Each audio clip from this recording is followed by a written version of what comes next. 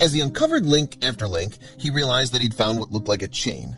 The deeper he dug and the more of it he unearthed, the deeper the mystery became. A chill ran through his body as he began to pull, terrified and shaking. He called the police when he saw what was on the other end. But before we start, smash the like button and make sure to subscribe if you haven't, and hit that notification bell so that you won't miss any new stories. It was a rainy day like any other when Mike headed outside. While pursuing his hobby, he had become accustomed to being outside in all kinds of weather, including gray and rainy weather, so it didn't bother him in the least. He enjoyed swinging his metal detector back and forth as he walked, never knowing what he might find. It was a calming, peaceful experience. This time is no different. That is, until his metal detector started screeching. Everyone gets excited by the idea of finding buried treasure, especially children. There are any number of children's games that involve trying to find something hidden. Who doesn't love playing hide and seek or going on Easter egg hunts? There is a special kind of thrill in finding something hidden after spending so much time trying to find it. This kind of thrill is part of why Mike enjoyed his hobby so much, though he never would have expected what he was about to find. The thrill of finding something that has long been buried under the ground and forgotten. You never know what you might find. This was the situation Mike was about to find himself in on this rainy day. Mike felt his heart start racing as his metal detector started to beep. What he just found, an old coin, a simple metal can. Not in his wildest dreams would Mike have guessed what he had just stumbled across. Mike has always been somewhat of a history buff. That is why the thought of what he found that day is something that excites him to this day.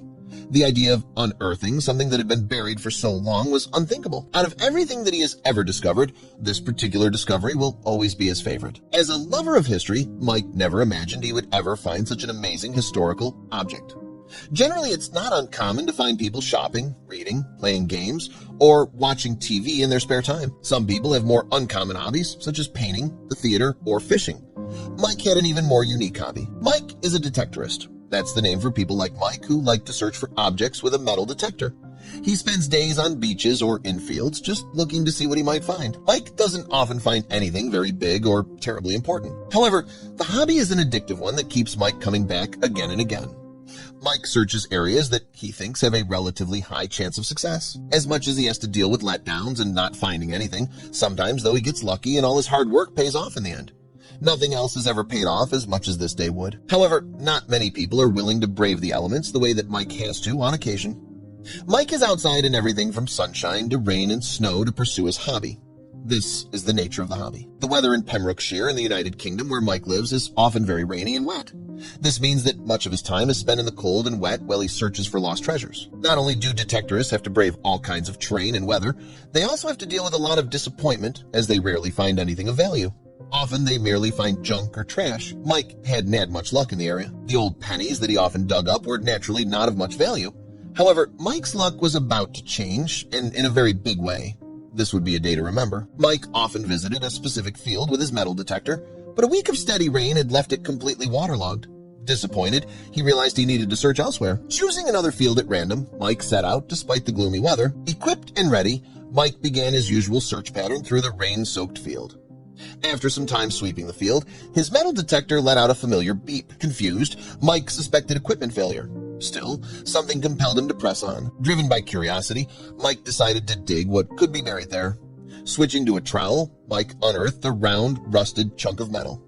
Intrigued, he cleared more dirt away to reveal what the object truly was. Using his hands, he tried to pull it free, but it wouldn't budge. Despite multiple attempts, the object remained stuck.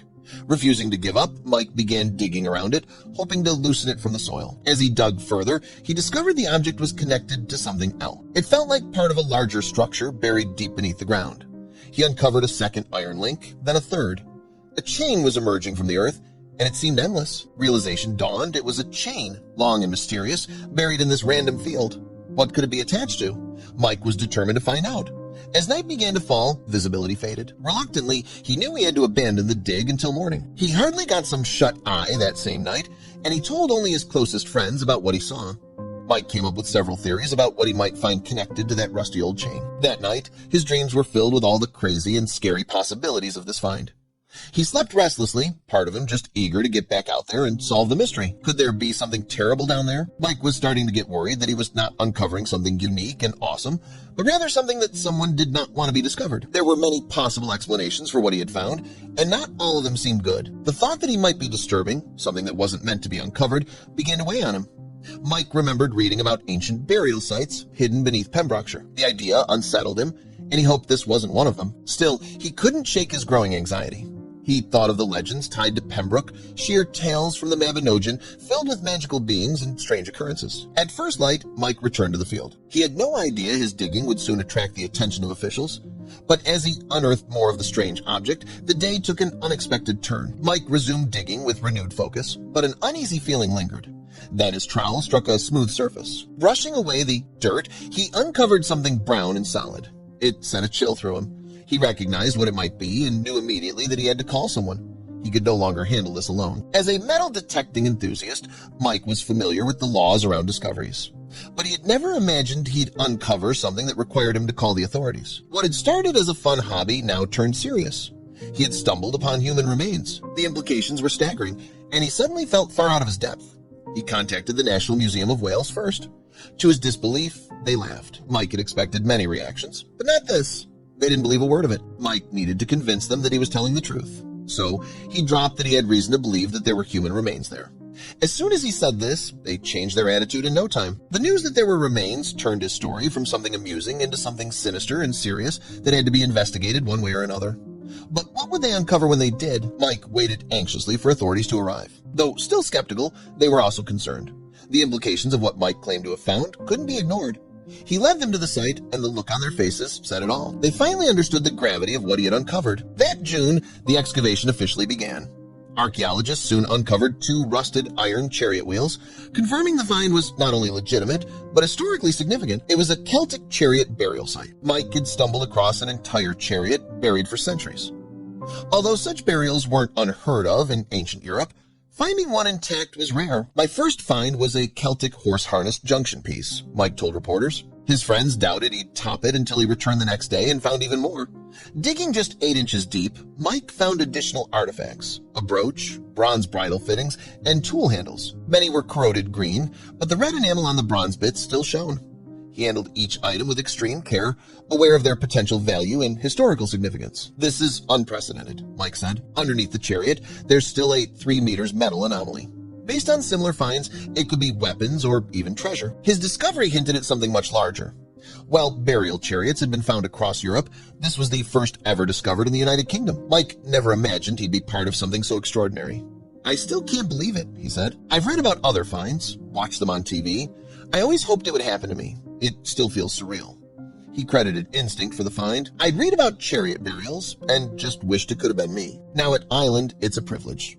After the discovery, the site was granted legal protection to prevent looting. Under local laws, Mike was required to report and surrender everything he found, even those from before the official excavation began. Mike complied fully with the regulations, handing over all 34 items. They were sold to the museum, and he was fairly compensated. He also split the profit with the landowner as required. The National Museum of Wales quickly expressed interest in acquiring the artifacts.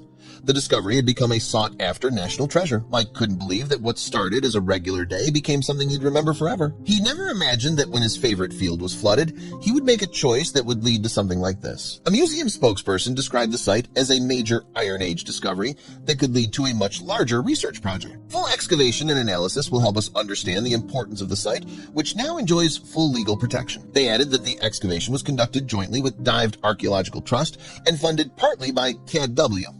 This is now an ongoing treasure case. We are working with partners to fully investigate the site and develop a broader museum initiative. Mike from Milford Haven understood how rare his find was. It's rare to find one in such good condition. Rare to find it all, he said. The more they uncovered, the more fascinating it became. The treasure case remains open with press statements issued jointly by authorities. Mike's discovery has generated intense interest across the archaeological community and beyond. Mike has been passionate about metal detecting since the age of 12 when his father gifted him his first detector. This discovery, he said, is dedicated to his 9-year-old father, John Smith, who is currently receiving palliative care following a stroke.